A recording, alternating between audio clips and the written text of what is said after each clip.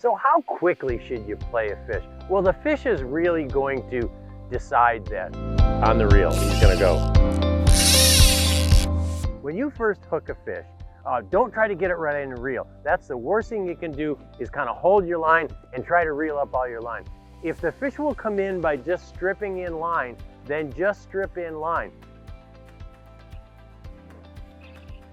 So this fish is little, and I've got 4X tippet on there, so I'm just gonna get this fish in as quickly as I can, just stripping in line, get him in quickly, wet my hands. Yep, the fly came off. So that's what you want to do with a small fish. If you need to get the fish on the reel, the fish will tell you, because that tip of your rod will go down and the fish will take off.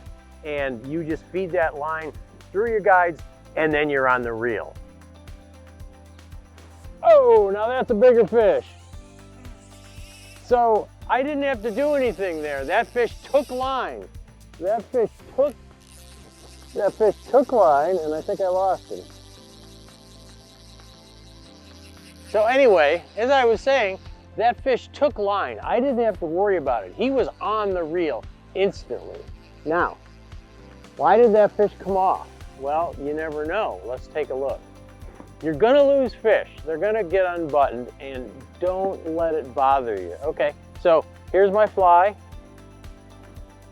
The fly is fine. The hook is fine. The fish just got unbuttoned, and that's gonna happen to you.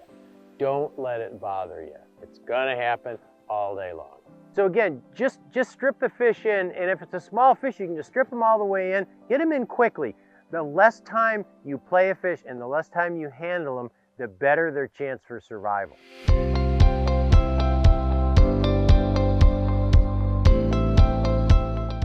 So you can see I'm bringing this fish in pretty quickly. I've got relatively heavy tippet on there, 4X, and you don't want to let them swim around in circles. You want to get them in just as quick.